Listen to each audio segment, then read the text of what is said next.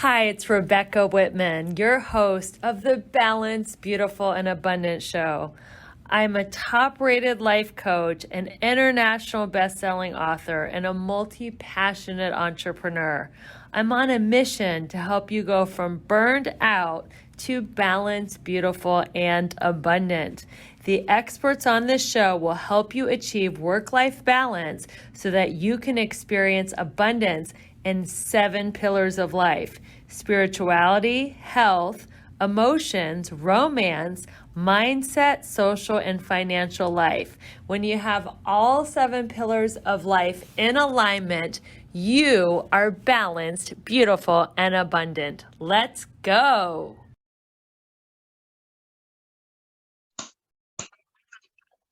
Got it. All right. Welcome, everyone, to the Balanced, Beautiful, and Abundant Show. I am your host, Rebecca Whitman, and we are taking you from burned out and overwhelmed to balanced, beautiful, and abundant. Today, I have a really special guest. His name is John Melton. We have a little bit of history. We were both in the same network marketing company in the 90s. The only difference, and probably a lot of differences in our life path, but for the purpose of this interview, is he stuck with it. He stuck it out. He said, I'm not going to get distracted and go for the next shiny thing and quit. And I said, you know what? I want to be a famous Hollywood actress, and I'm going to leave the profession. And now I'm back in, and he is now, is it 7 or 8 figure money earner? Are we even allowed to say without making some kind of crazy disclaimer, John? Yeah, it's always funny, right? Because you just want to be like, I made this, and then you get in trouble. But multiple 7 figures per year, so that's been fun. There you go. That's a very diplomatic way to say a lot. Maybe. Who knows? Lot. Maybe. You find out days later if you don't hear anything. You're like, am I good? Am I good? We won't ask for your tax return. Don't worry. We are so excited you're here. Let me tell my audience a little bit about your amazing background, and I'll let you tell your story. I'm just going to go through the statistics. John is a top 50 money earner in the entire profession of network marketing, top 3 in his company, a member of the Network Marketing Hall of Fame. He is one of the most renowned social media trainers in the network marketing space. Over the past 5 years, John and his wife, Nadya, have brought in over 200 million in sales and over 600,000 new customers. John coaches thousands of people on how to create a profitable online business. So John, tell us your story. How did you go from, I guess you went right from high school to network marketing. How did you discover the industry? I know it's been a long road. We don't have time for the whole story, but how did you go from like 20 years old to multiple 7-figure money earner in the industry? Well, first of all, I appreciate you having me. But I will say, it took me 7 years to crack 6 figures and 16 years to crack 7. So it was definitely a slow process. I always love to say it's not get rich quick, but it is get rich eventually, which is better than get rich never. Yeah, right? Eventually works. Yeah. And for me, I was broke, busted, and disgusted, no background in business, no business being in business. But I got started when I was 20 because I was in community college, which is basically like 13th and 14th grade. I wasn't feeling it. Like I never liked school anyway. I liked like the social part, right? Like the weekends, my buddies, the girls, the sports. That's what I liked. I didn't really see value in the whole go to school, study, get good grades, get a job. I didn't really want a job. But then I'm also like, am I a loser? Like, what's wrong with me? Like all my friends, it's like they knew what they wanted to do, where they wanted to go to school, what they wanted to do when they grew up. And I'm like, dude, I have no idea. I felt like there was something wrong with me. And then I saw network marketing. It was like, hook, line, and sinker, take my money. I was a red apple, as they call it, the apple, right? The green rock. You start with $5,000? No, I didn't. I only started with the $50 starter kit. I didn't have any money. So they tried to help me get a loan and extend my credit limit so I could get $5,000 in product. But I had bad credit because I got the credit card. So I was 20 at the time. I got a credit card when I was 18. Lived down at the beach for 2 summers. Where was that? Ocean City, Maryland. Okay, and by the way, if you're listening, this is not how it's done anymore. This was in the 90s, where Yeah. it's a whole different industry. You do not have to start with $5,000 now to be a part of this industry, just so you know, in case you're Yeah. just jumping into this podcast. Yeah. Yeah, it's kind of funny because like I literally had bad credit because I got a credit card at 18 and I lived at the beach for a whole summer, so I didn't pay my $20 minimum payment. I didn't know it was a big deal. Isn't that crazy? It's like, we go to school for all these years, they never mention credit. They never mention credit cards. They never mention mortgages. I got a job as a mortgage banker when I was 23-ish, 24, 23. And I told the guy in the interview, it's embarrassing, but it's true. I said, I will outwork everybody in your company. I will absolutely outwork everybody. I don't know how good I'm going to be at this, but I'm going to outwork everyone. 100%. I will make more phone calls than everyone else because I was so hungry. And that was after Trek got shut down. So I was like, I kind of had like a little bit of like I could learn about the work ethic and like, the tenacity. Like I understood how to communicate and talk to people. Like I got that part of it, but I'm like, I don't know what a mortgage is. I literally told him, I don't know. He's like, you don't know what a mortgage is? I was like, I have no idea. Like, should I know? I mean, my parents never taught me that stuff. They don't teach that stuff at school. So don't get me started on that whole rant. But how crazy is it that like you go to school for all these years, you learn about history and all these things, but you don't learn about like basic principles to be an adult. Anywho, I then got into mortgages after the first company got shut down. Kind of had that MLM PTSD. I'm like, oh, I guess my friends were right. It was a pyramid scheme. So let me go make money in traditional sales. And I made $600,000 in 4 years. I was the #1 loan officer in a pretty large mortgage company in Baltimore, and they're actually still in business today. But you know the deal, there's no residuals. You're only as good as your last month. Every month, you start all over at zero. So of course I still had that inclination that like I wanted residual income. I wanted something that like I could build, that I knew that when I stopped working, I could still get paid. And I tried real estate investing, but I bought at the peak of the market back in 2006, 7, and 8. So I bought high, I sold low, lost $1 million in real estate and ruined my credit. So it was just like, like being an entrepreneur is tough, right? Being an investor is tough. Let me go back into this network marketing thing. And we ended up with a company for about 7 years. We did pretty good, but our team wasn't winning. We had no duplication. Like we were the only ones on our team making over $1,000 a month. And we were making 6 figures, but like nobody was even making 1,000 a month in our entire team after 7 years. I'm like, this is broken. There's got to be a better way. And I was doing the home meetings. So I was like, I got to figure out a way to work from home. And of course, that's how we started paying attention to social media 10 years ago. And thank God we did, because not only has it been life-changing for us, but I feel like we've helped pioneer not just our company, but revolutionize the industry as one of the pioneers for building an online business. Nowadays, check this out, Rebecca, and you'll agree with this because you've been around on and off with the profession. Back 10 years ago, if someone was in an MLM, like It Works, Rodan and Fields, they had it plastered all over their Facebook, right? All over their Instagram, all over their MySpace. It's kind of funny. Now, everybody, for the most part, knows about attraction marketing and building a brand. So now when you land on someone's profile, you're like, I think they're in a company, but I can't tell. That's because of leaders like us, because I'm telling you, even in social retail, we first got started, people had it plastered all over their wall, all over their page. So it's interesting to see now. It's like people are so much better at marketing. Still, we could get better, but it is a lot better than it used to be, where people aren't treating their social media like an infomercial for their company. Right. Like a billboard. What I love about the way that you teach, and how Justin Prince and Sarah and Tony Zalecki, who have all been on this show, it's all about building a personal brand. Yes. And then you also do network marketing, or you also sell real estate, or you also, own a car wash, and people are buying you, right? Yes. They're not buying products, they're buying you. So how did you make the shift from thinking that you were selling products to, oh my God, I'm actually selling me and who I am? How did you make that internal shift? How did you figure that out? That it's a huge paradigm shift in the industry. Yeah.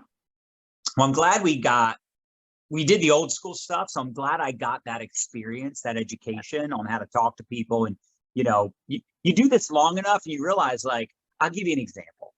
I have a woman right now. She was on my team 7.5 years ago. Maybe not 7.5, but let's just say 6. Okay. Let's just, for round number purposes, 6 years ago, she was on my team.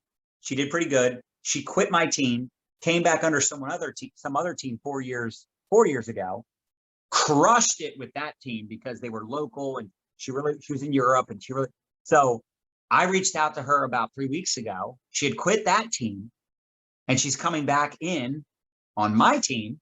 And I say that to say, you play the long game. You realize it's not network marketing. It's really relationship marketing.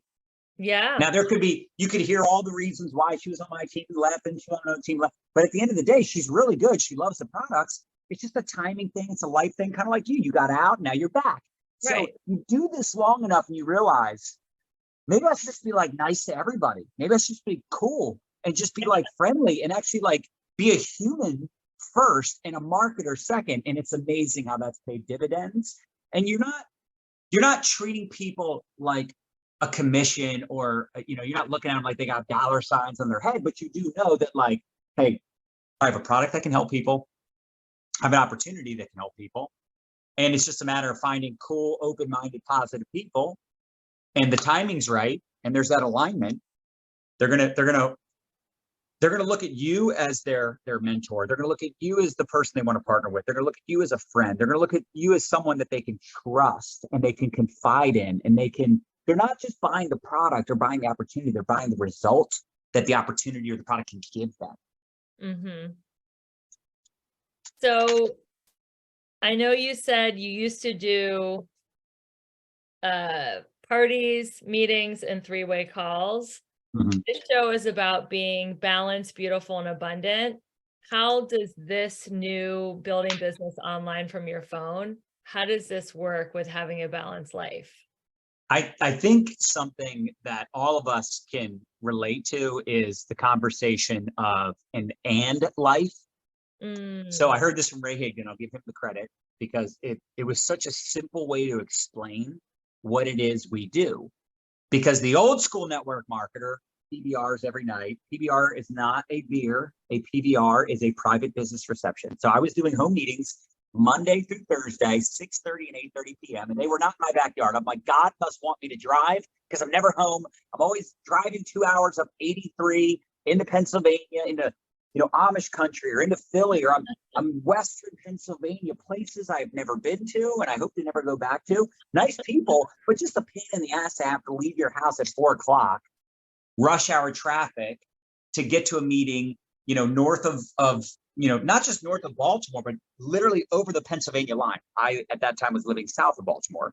Right. Other times I'm going to DC, I'm going to West Virginia where I don't even have cell phone service. I'm going to the middle of Virginia. I'm going to Delaware, driving all over God's green earth, pitching 4 my nights business. a week. More than that. That was Monday through Thursday. Friday night, we did leadership training, and that was never local. That was like in Frederick, Maryland, or people that aren't from here won't understand it, but it was never local. It was always like 45 minutes away, 2 hours away. Then we did a weekly Saturday meeting every single Saturday for 5 years straight. So we would drive to leadership training Friday night, come home after the leadership training, and drive back to that same location Saturday morning. And by the way, we did meetings on Saturday afternoon and Sunday afternoon also. So 7 days a week, we were doing meetings. And I started to realize, like, I feel like a bad dad. My kids were very little at the time. Mm-hmm. My son is now 18. It's his senior year. He's got a baseball game later today. And thank God I don't miss his games. Now, once in a while, of course, it is what it is, but I'm at the majority of his games, and I've been at all his travel games because 10 years ago, we decided we wanted an and life. I want to get rich, build a multi-million-dollar empire, and go on date nights with my wife and tuck my kids into bed when they're little and go to my son's baseball games and go to my daughter who now plays lacrosse. It's our first lacrosse game tomorrow. So to me, it's like I want an and life. I want to be healthy, and I want to get rich, and I want to be a good dad, and I want to be an awesome husband. And I want to have, like, family time with my brothers and their kids and my in-laws, right? Like, I think all of us want that. Yes. And that's the power of building an online business, because I take my business with me. I'm not physically in a location 9 to 5, or, you know, if you own your own business, you really own a business that owns you, right? Or you're in real estate and you're working on the weekends, and right. I wanted to figure out a way to build a business and have lifestyle and freedom. And it wasn't easy. Don't get me wrong. This is hard, but to me, it's worth it so that I can have the balanced, beautiful, and abundant. Is that what it is? Yes, the balanced, beautiful, and abundant life. There you go. Exactly. The balanced, beautiful, and abundant life. That's it. That's what I wanted. And I didn't know it would happen, of course, but looking back, thank God I made that decision a decade ago. So how do you do your time management? Because it's still, even though you have time to go to the baseball games and be there for your kids and have date night with Nadya, your beautiful wife, how do you manage your time so you do make sure you get in your DMOs, daily methods of operation? Most of the income producing activity, you know, those activities that I do during the day. It's during the day. Right. Right now we're doing this interview. Hours. Yeah. So like this interview right now is during the day. So if someone says, hey, can I interview you? Can you do a training for my team? Can you do this? Can you do that? I'm like, yeah, 10 a.m. to 4 p.m. Eastern, maybe even 3 p.m. Eastern, depending on the day, is when I try to do the interviews, the trainings. I do my follow-ups in the morning before 10 a.m. I do a lot of the stuff. Like as an example, I woke up today at 7:15, whatever. And I went downstairs, you know, I was with the kids, helping them get ready, and they don't need a lot. They're 18 and 14, but still, you know, Dylan's running around because he's got a big presentation today. Last night he needed a good fit, Rebecca. He had to have a good fit. So he's in my closet, picking the tie, the shirt, the shoes, got the Louis Vuitton shoes, this custom suit, right? Because he had a presentation love today. Your labels. I see your social media posts. I saw the Hermes, you know, that's scarf. Nadya's fault. That's all. I blame Nadya. My addiction is because of her. I never even knew what Louis Vuitton was or Gucci or any of that stuff. But at the end of the day, you know, like I was able to be with my kids last night, and then this morning before school, and then, you know, Dylan's got a big game today at 4:30. I'm going to be at his game with Nadya, and my mom is coming. So it's like, you know, I try to do my best job. You know, people are so weird about the word balance. They're like, oh, there's no such thing as balance. Like, call it harmony, call it whatever you want. Bottom line. Yeah, exactly. I want to be able to make money, support my team, work my business, all the things, but I also want to be able to do all the things that moms and dads should do, right? So we just figured that for us, what works for us is, you know, we crush during the day, and then in the evening, I'm not saying that I like do nothing in the evening, but it's very little. It's easy stuff, responding to a couple messages, you know, maybe responding to some alerts. Like, it's easy stuff. The hard stuff, and this isn't hard doing this interview with you, but meaning if someone says, hey, can we do an interview Sunday night, Tuesday night, you know, can we do an interview Saturday after? No, like I'm not doing that stuff, because those are the times that, you know, kids are off school and doing stuff with the family. It's just, you know, not only that, I'm just not as good at 8 o'clock at night because it's been a long day. And it's like, I want to mellow out and, like, you know, get ready for bed, dinner. I mean, you guys, you know, anybody watching this, we all understand what it's like to be an adult, to raise kids. I mean, we all get, like, life is crazy, and it's even crazier when you have a big business, right? So we try to do our best job to balance all the things. And, you know, after two decades of doing it, we got it pretty dialed in at this point. Now, your 18-year-old son, what's his name? Dylan. Dylan, he is almost the age you were when you first started in the industry. Yeah, I started at 20. I was basically 21 because it was a few weeks, maybe a month before I turned 21. But yeah, so he's still a few years behind me, but we'll see. We'll see if he gets involved at some point. He could technically do it now. He's 18. Well, he has had a much cushier lifestyle and upbringing than you. Yes, he has. So how do you teach him the value of work ethic and money, and what money is worth, and lifestyle when he's had it so much easier than you? How have you instilled that in him? I'm just going to put my charger on. I'll be right back. No, it's a great question. And one thing we try to do a great job of, and it's you know, it's always a work in progress, is mentoring these kids, right? Putting things in perspective. You know, Dylan listens to a lot of personal development, and he has for years, because Nadya has always really pushed him to do that.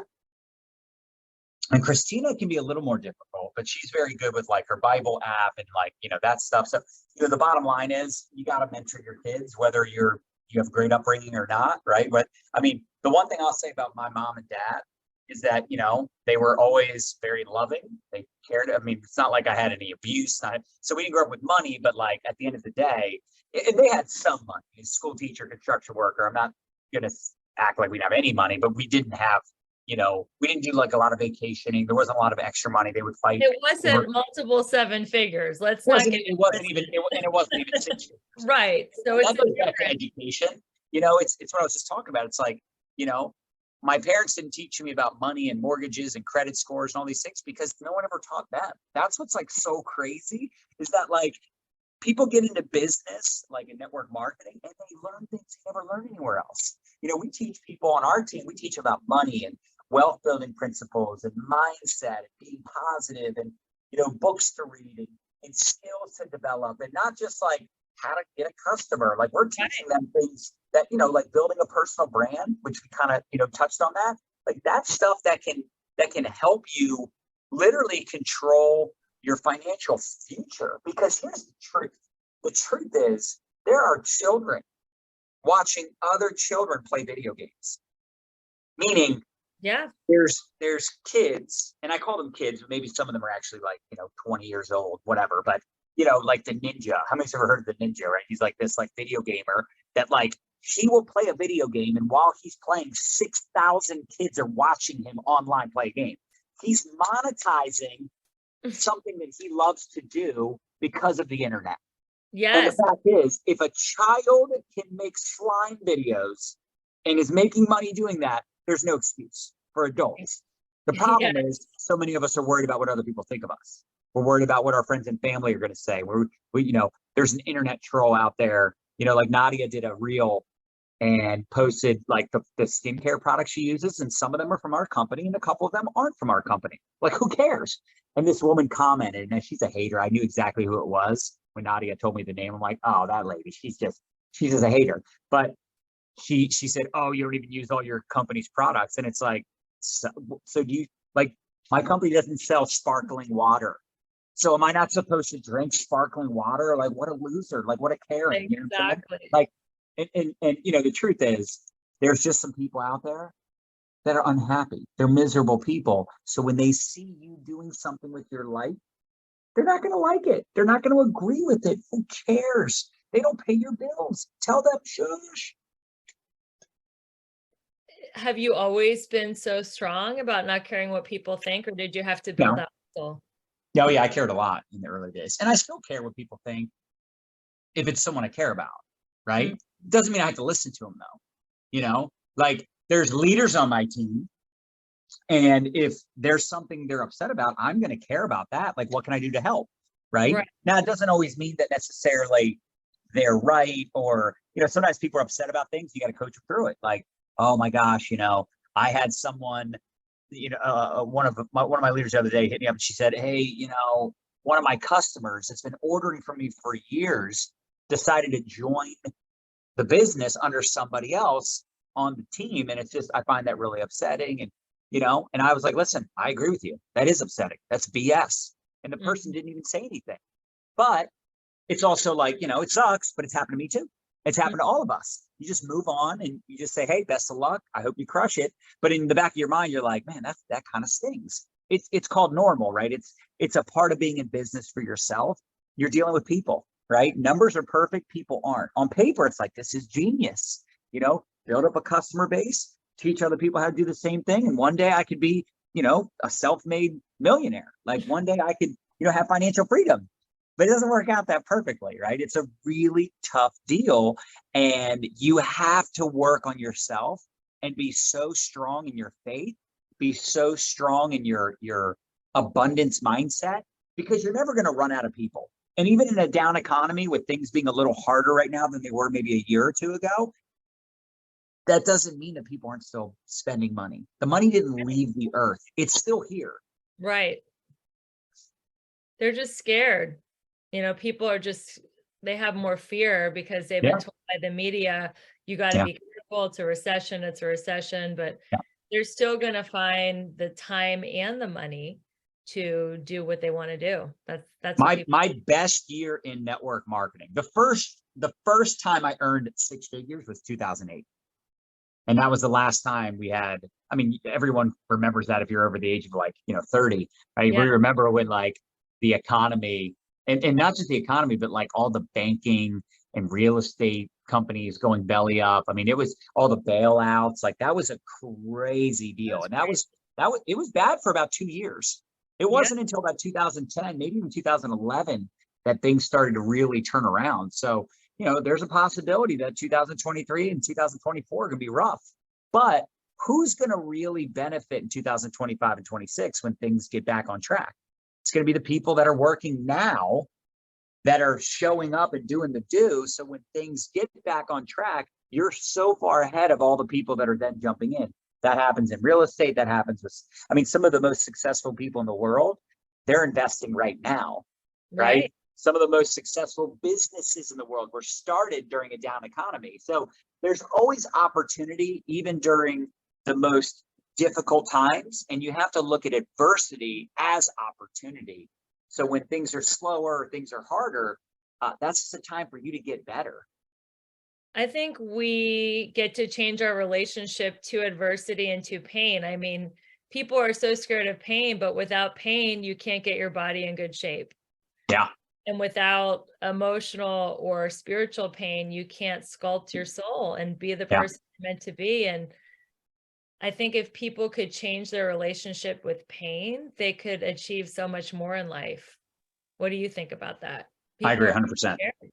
You should almost look to put yourself in uncomfortable situations. You should almost look to put yourself in situations where you're going to experience some pain. I mean, we all know the cliche, no pain, no gain. It's true, right? Like I was telling, this is probably about a week ago, talking about our video and prospect. We're doing a video and prospecting challenge with our team, a 14-day challenge. And I'm like, those of you that are the most nervous right now, you need to do it the most. Those of you that are the most like fearful, and you're the most like the people that are like, let me at them, like, I got this. Those people probably don't need to do the challenge as much as the ones that are like, they're like sweating, right? Yeah.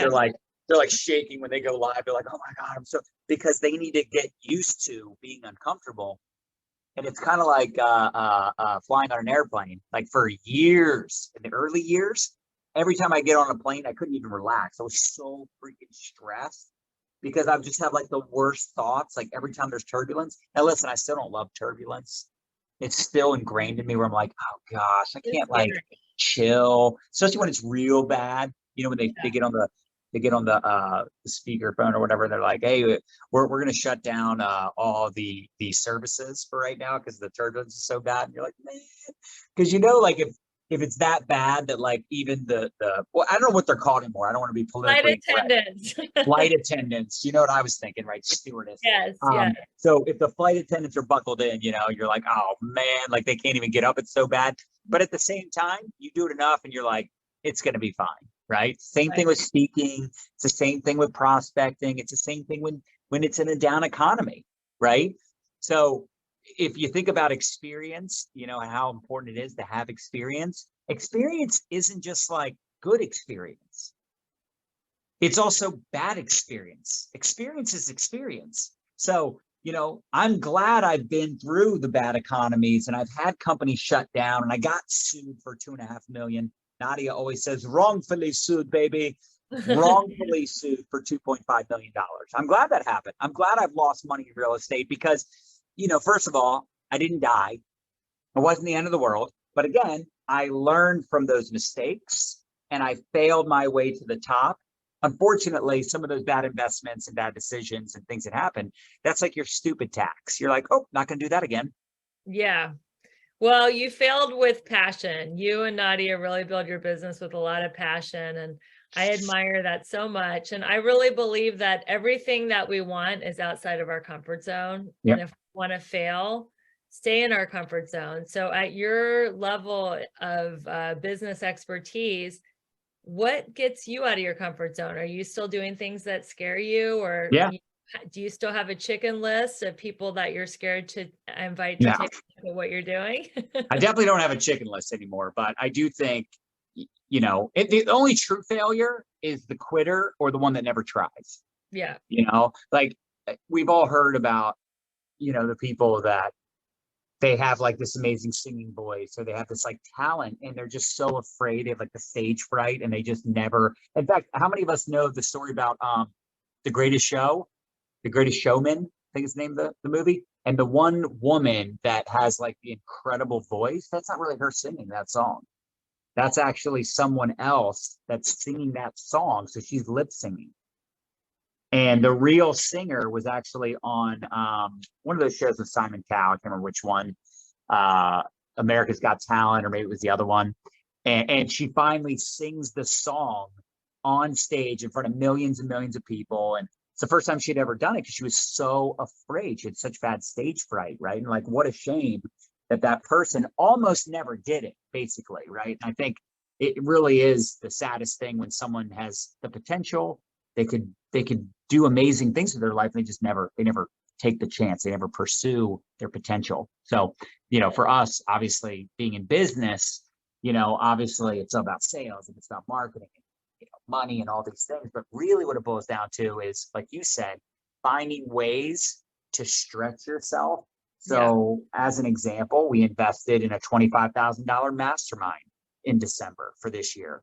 Now that's not a big stretch for us compared to what that would have been 7-8 years ago, but still it's a big investment, right? Yeah. It's a big investment. So, whether it's that or speaking at an event that has thousands of people, and, knowing that like you could do a really great job and it would make a big impact, but also you could go up there and not have your best performance. And then you're beating yourself up. You're like, oh my gosh, I forgot to say this, and this, and I could have done better. And I didn't have the best energy on stage.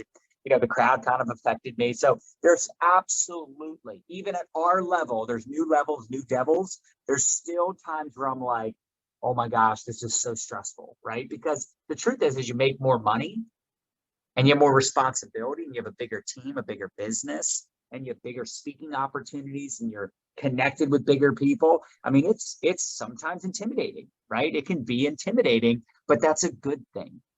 That's a good thing. You're growing when you're stressed or nervous, or you're putting yourself in those situations that are majorly uncomfortable. Speaking of masterminds and coaches, I know you're a coach in the network marketing space and on social media training. Who's your favorite coach? Who is a mentor or coach that impacted you the most, and what was their biggest teaching that helped you? That's so hard. There's so many. Like, I love Gary Vaynerchuk. I love Chalene Johnson. Ray Higdon is amazing. Eric Worre that's the mastermind we joined with Eric Worre's. There's, but I learned a lot from my own team too. I've got leaders on my team, Marina Simone, Bryn Lang. I mean, I've got leaders on my team where I'm like, wow, that was awesome. Or man, they're so powerful. And like, I'll get tidbits from them, Casey and Kylie, these twin sisters on our team, they're teaching strategies on what they're doing with like referral posts and giveaways. And there's little things you pick up from everyone. There's little things you pick up from people that, aren't nearly at the same income bracket as you, but you learn something from them about parenting, right? So I think it's really important to identify people that are good people, right? Good character, integrity, if they say they're going to do something, they do it, right? Those are the people you want to learn from and listen to. And, they have what you want. They have the results you want. Maybe they have the results you want in business. Maybe they have the results you want in their relationship or in their fitness. So I think it's important to identify, what are the pain points in your life? What are the things you're struggling with? What are those things that, like, whatever you lack, you attack. So if you're lacking clarity on your fitness, and you're just like not in great shape, and you're lethargic, your energy's off, you're having, not the best sleep or whatever it is, like you should study that, dissect that, like figure out like what's going on with me, right? If your financial situation isn't any good, study people that are, good in their finances. I mean, it should be more obvious and common sense, but it's really not. Like, they say the average American after school, college, whatever, they just stop learning. Right. Don't be average, don't be mediocre. You learn all these things in school that don't really matter. Let's be honest. How much do you use algebra or geometry? Unless you're an algebra or geometry teacher, right? You don't use it that much. Now, some people will argue with me, oh, but it's reasoning, it's this, it's that. Like, okay, potato. The bottom line is, I don't use a lot of the stuff I learned in school, but I also never stopped learning after school. I learned more after school, being in business, being an entrepreneur, about happiness, about positivity, about business, about social media, about money, about all these different things that I never learned in school. So, be a student, be curious, keep learning. And if there's things that you're struggling with, you should probably like read a book about it. Like you Hire a should probably coach. invest in a course, hire a coach, invest in a mastermind. Go Yeah. to the, it's like amazing. Like we have these amazing events, our social retail events, right? Yeah. And somebody says, oh, I want to get better at this, but I can't afford to go to that event. You can't afford not to. You can't afford not to. The people that can't afford to go need to go the most. Right. The Exactly. person says, I can't even afford to, buy a book or invest in a course or invest in my business. It's like, then that's all the more reason to do it. You just got to figure it out. You got to find a way. Everything's figure outable. And you are your own worst enemy. Like you are the indecision and the inconsistency and that's why, again, it goes back to the mindset, right? It all goes back. At the foundation is this. What you got going on up here. Self-talk. Yeah. I'm not sure. Do you still have negative self-talk? Sometimes, absolutely. 100%. Yes. Yeah. How do you deal with it now? Depends. It depends. Sometimes I'm just tired. Yeah. Right. Sometimes I just got to chill, watch a movie. I watch a lot of shows. I'm a showaholic. Now people will say, but you weren't supposed to watch shows. Well, when you get rich, you can watch whatever you want. I hope some people might say that's arrogant. I don't care. I'm just telling you the truth. There were years and years and years. I remember when everybody was talking about Game of Thrones, GOT. I didn't know what it was. I didn't know what it was. And some people still don't know what it is. That one. What's that? I didn't watch Game of Thrones either. I don't believe you have to wait till you get rich to watch shows. I think that if you do time management well, yes. that's kind of like old school, that you have to like know life and you can't even enjoy like a great show. I feel like now is the golden age of shows, and it really is. That's like, I don't drink, I don't do drugs. That's kind of like my cold beer in the end of the evening. There you go. Yeah.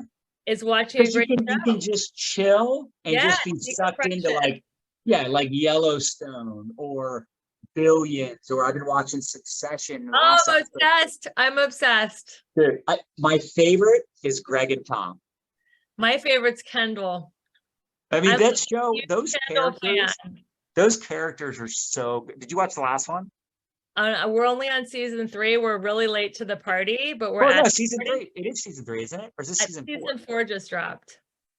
Okay, so wait. Oh my gosh, wait till you see what happens. It's insane. I know. But don't tell us. Don't tell us. Oh no, I won't say anything. But I love the dialogue and just their conversations and just it's kind of like Billions. Actually, Billions is a lot like that too.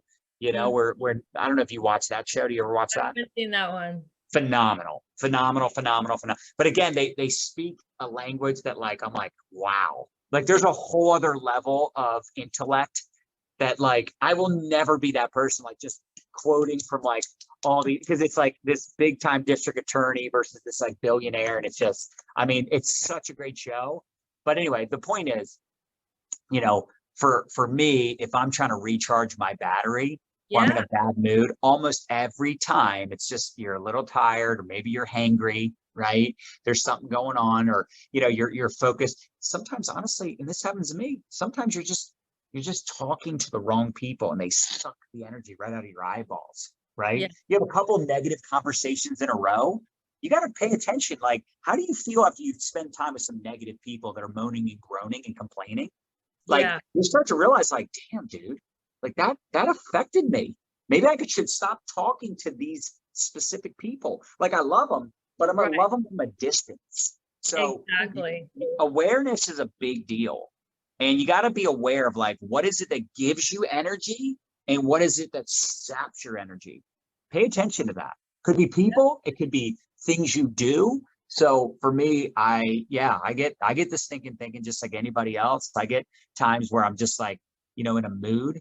And a lot of times when that's happening, the important thing is to figure out what you need to do to get back on track. And sometimes, again, it could be a power nap. It could be you get sucked into a good show. It could be just taking your mind off things, because nothing is ever as bad as we make it in our own brain, right? Sometimes we make things to be bigger than they really are. And by the way, sometimes really bad things do actually happen. And when those things happen, still, you can put things in perspective. I heard this guy say on stage, and it blew me away. He said, he lost his grandmother and they were super close. And he said he was so depressed over it. And it just like messed up everything in his life because he was so close to her. But he said then he either heard something or he figured this out on his own. I can't remember the stories, it was years ago, but he basically said he came to realize that he was so grateful that he got to know his grandmother and had that time with her. Because the truth is, people like me, as an example, I don't have any memory of either one of my grandmothers. I didn't meet my mom's mom or my dad's mom. And if I did, it was like I was a baby and they were, their final years of life. So, it's a weird way to put things, but there's always a way to look at something with gratitude. And that's a skill that takes time to develop. So everything bad, it's like when people say they're broke and money's an issue. And I hate using that word, BROKE. Oh, like I just hate that word, knock on wood.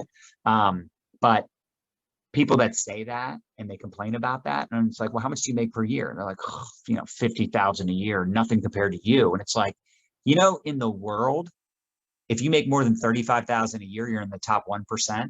Now, not in America, but in the world, 99% of the humans on earth make less than 35,000 a year. Like, what are we really talking about here? What are we really complaining about? And that's why when you go to a third world country, you see these people and they're sitting on milk crates, but they got a big smile on their face. Yeah. They're actually happier. They're connected to their community, their family, their faith. Yeah. Faith. I mean, I really feel like there's a lot of people that are just lacking gratitude. And I feel like gratitude is the secret sauce of a happy life. And when you're happy, then you're going to attract more money. People think I'll have a lot of money and then I'll be happy, but it's actually in reverse. First, you get happy, and then you're going to attract people that will help you make more money. Like, for example, Marina Simone, you attracted her to your team. How did you meet her? It's funny. I remember her doing videos and she only had a few people on. Sometimes it'd be one or two, and I was one of them. And I was like, man, she's good. But I did that with lots of people. It's just she happened to see me. I saw her. We built a relationship. Timing was right. She joined the team. That's the beauty of building relationships, network marketing. Yeah, that's what it's called. But really, it's relationship marketing, being a good human. And your goal as a leader, your job is to identify and encourage potential. That's beautiful. That's a tweetable. Your job as a leader is to identify and encourage potential. So you met Marina Simone online. You were just social media friends? Yep. And then I think I met her in person at GoPro. And she was on your team. And that's another reason you go to events. Yeah. Because you meet people. And you might say, well, I met someone, but they're with a company. So what if they're not with that company in a year? What if they're looking for something else in 5 years? You play the long game, you never lose. The only failures are quitters, period. And the problem too is you get a lot of these people that is MLM PTSD, so they're like burnt out on it. And look, I get it, but it's just such a shame because they go, oh, I did that before and it didn't work. And it's like, well, the average millionaire started 11 businesses. I don't know where I got this statistic, so maybe it's wrong, but it stuck with me for 20 years. But they don't have a fact checker on this show. It's okay. They say the average millionaire starts 11 businesses before they become a millionaire. But the good news is you only got to do it once, maybe twice.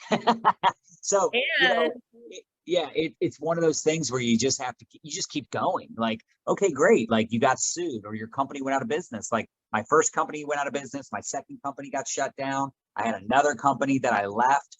But I didn't give up. I kept going. And I had some PTSD, but what really freaked me out is going back to corporate America and just working a job and building someone else's company. So to each their own, but I'm glad I stuck with it for sure.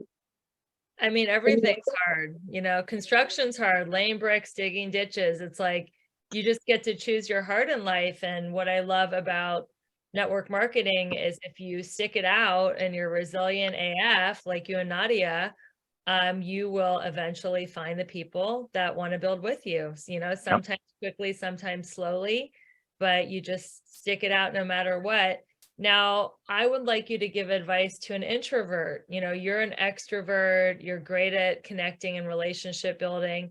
how does somebody build in sales or network marketing and relationship marketing if they're an introvert? Is there room Well, for some of my biggest earners, I mean, Bryn Lang is an introvert. Nadya is an introvert. So being an introvert and again, people look for excuses, right? They're like, well, I'm not an extrovert like you. Like, okay, great. Then find some introverts and follow them and learn from them. Because here's the thing, it's social media. That's the beauty. It's that you don't, this is like a dream come true for an introvert. And by the way, I am an extrovert, but when I'm on an airplane, I don't want to talk to anybody. When I'm at the gym, I have a home gym now, but when I used to go to the gym years ago before COVID, I never wanted to talk to anybody at the gym. I'm not that friendly. When I'm out and about, I am not that friendly.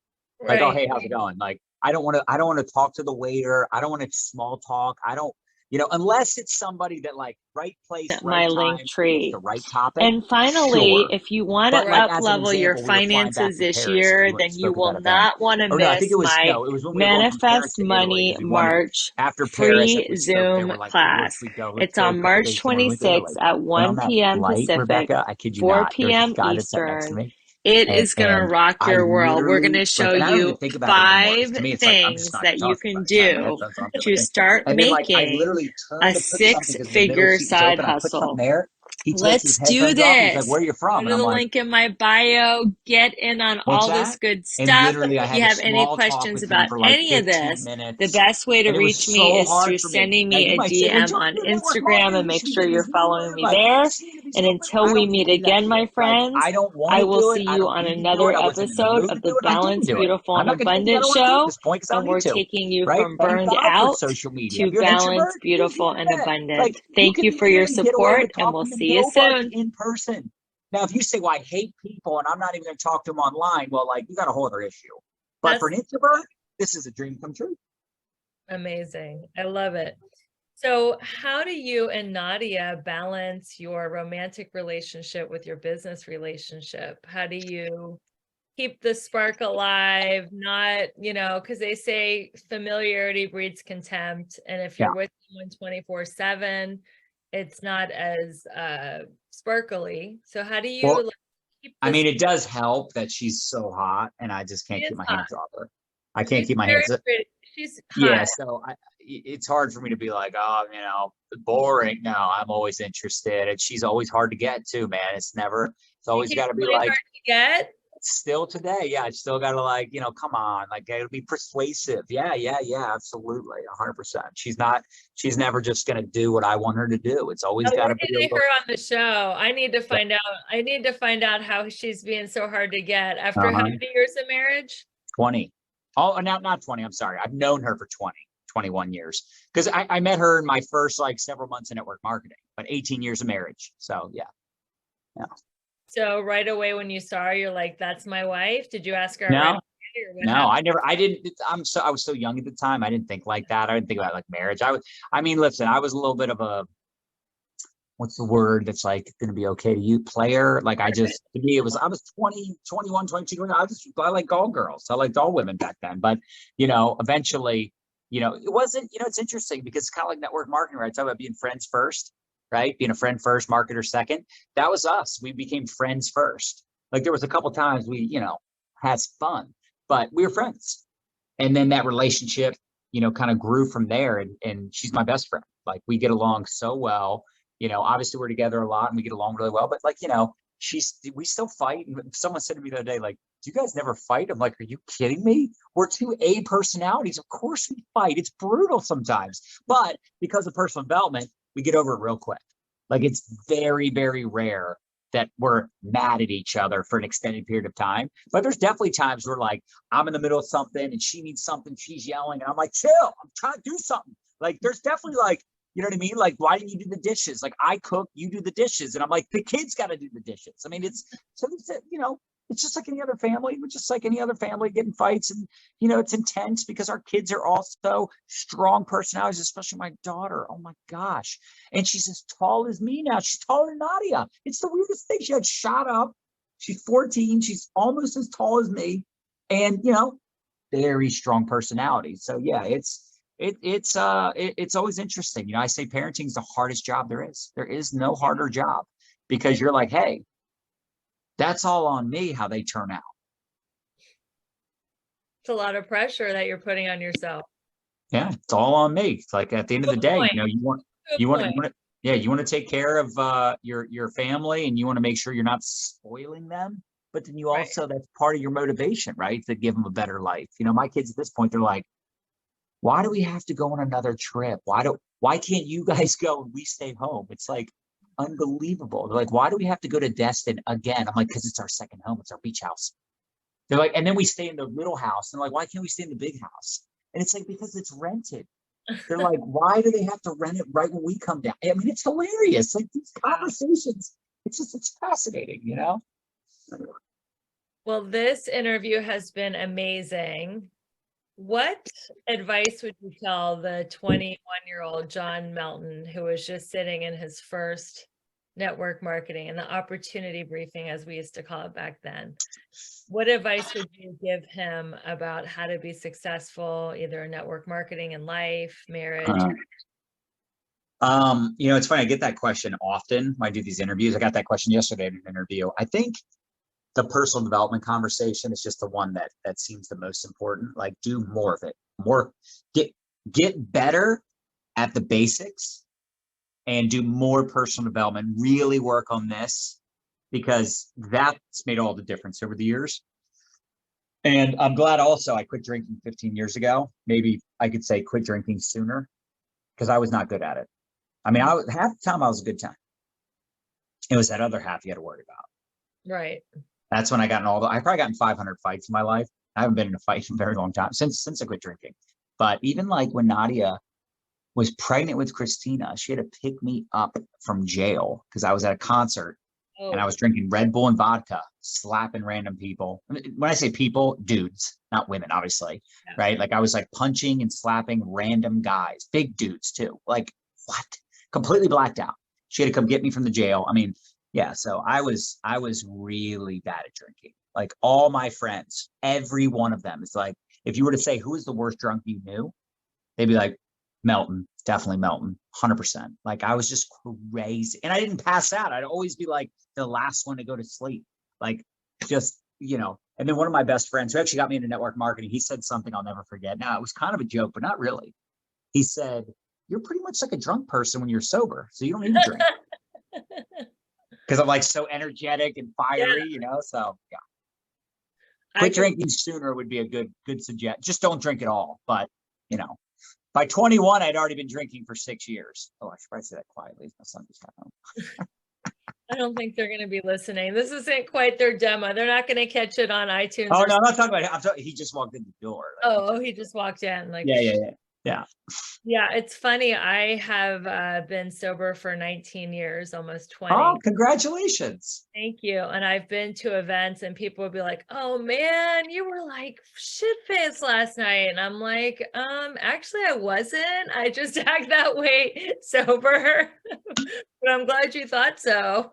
So yeah, it's great to have authenticity and freedom of expression without, having to rely on booze. So that's a gift. Well, this has just been so great getting to know you. And I really, I would love to get to know you and Nadya better. And when you guys come to LA, you'll hang out with me and my husband, Ben. He's amazing.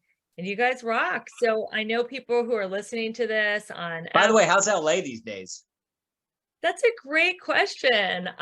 It got a hard beat down during COVID. It really lost its shine and its luster, and a lot of businesses closed down, and it's just now coming back. So I feel like Manhattan came back a lot faster than LA did, and a lot of people left. Have you been to Manhattan? Yeah, it seemed like it was. I mean, I'll say this: I like New York and LA. I actually like both a lot, but man, it's just. The like when you walk around New York City, it's just like, why does it smell like this? Why is it there's so much homelessness and it's just sad. Right. There's a lot of crime. And then LA, of course, like you said, it got beat down. But at the same time, we were just in LA 2 months ago. And actually it was right before we went to Bora Bora, right before we went to Bora Bora. And I mean, I still like, it's just so beautiful. It's just such a cool place. But I'm always curious to people that live there if they feel like, I mean, you're still there, so obviously you must love it. But there's a lot of people that left, of course. A lot of people left. And it wasn't just because of COVID, it's because taxes are outrageous and the prices of homes. And I know there's a bunch of reasons, but it's still LA. It's just so beautiful. I mean, there's no place like it in the world.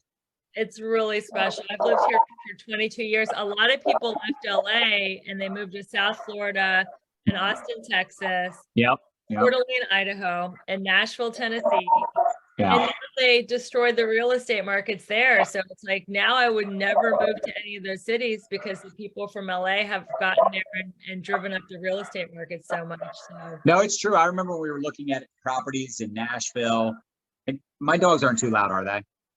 I can kind of hear them. I was like, what is that? Are they Yeah, chewing they're gum or barking. something? No, but I remember looking at real estate investments in Nashville and Austin and some of these places. I'm like, it's not even cheaper. It's like it's more expensive than Maryland for sure, but it's not. Yeah. So people are like, oh, it's so much cheaper. And it's like, compared to what? Like $5 million for a 4-bedroom. And it wasn't even that modern. I'm like, wow, that's kind of crazy. And you're getting cold weather. Yeah. No. So, well, this has been an amazing interview. I can tell your dogs are starting to go crazy. So I'm gonna Yeah, let you go. I think someone's at my front door. Nobody's Oh. answering. I'll probably have to go get that. It's But okay. it's definitely great talking to you, Rebecca. Thank you for having me. And Yes, anything I can do to help, let me know. How can people find you online? I know people are going to want to stay in touch with you. Probably just Real John Melton on Instagram or Facebook. Those are my two. I mean, we do have YouTube, LinkedIn, we have a blog, we have all that, but the easiest place to find us is Insta and Facebook. All right. Awesome. Well, thanks for being on the show. I'll let you get your front door. Everyone, you've been watching the Balanced, Beautiful, and Abundant show. I'm your host, Rebecca Whitman. We're taking you from burned out and stressed out to balanced, beautiful, and abundant. Until we speak again, keep your vibe high and magnetize. Bye, I love that. Bye, everyone. See you. Bye. Thank you.